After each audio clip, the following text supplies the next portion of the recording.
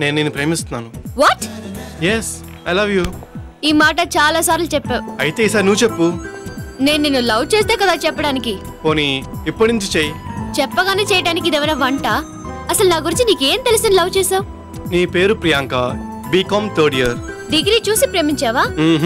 మరి నా కాస్ట్ ఏంటో, నా బ్యాక్గ్రౌండ్ ఏంటో, నాకెంత ప్రాపర్టీ ఉందో. హలో, అవన్నీ తెలుసుకుని చేస్తే బిజినెస్ అవుతుంది, తెలియకుండా చేస్తేనే ప్రేమ అవుతుంది.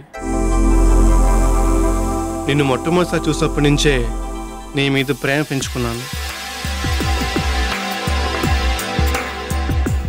అప్పుడు నువ్వు మ్యారీడా విడోనా, బాయ్ ఫ్రెండ్ ఉన్నాడా లేడా అని కూడా ఆలోచించలేదు.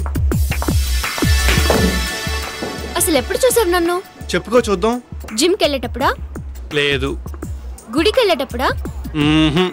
కాలేజ్కి వెళ్ళేటప్పుడా? నో. మరి ఎప్పుడు చూసావు? లైఫ్ స్టైల్ ఒక అమ్మాయిని సెటప్ చేసుకుని తీసుకెళ్తూ నిన్ను చూశాను. వాట్? ఎస్. అంటే నన్ను కూడా అలాగే చూసావా? చచ్చా, పూజ గదికి బాత్రూమ్కి తేడా ఉండదా? ఇలా చెప్పడానికి నీకు సిగ్గు లేదు? నిజం చెప్పడానికి సిగ్గెందుకు? వయసులో ఉన్న కుర్రాడికి కోరికలు సహజం. నేను వద్దన్న ఫ్రెండ్స్ బలవంతం చేశారు, కానీ నేనే తప్పు చేయలేదు. కారణం నువ్వు.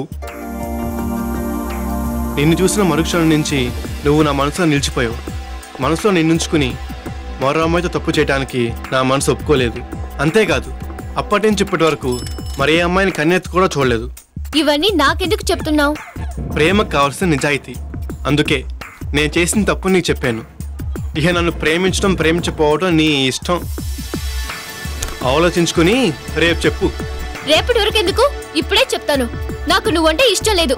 నేను నిన్ను ప్రేమించట్లేదు. వద్దు వద్దు, ఈ మాటలన్నీ కోపంతో అంటున్నవి.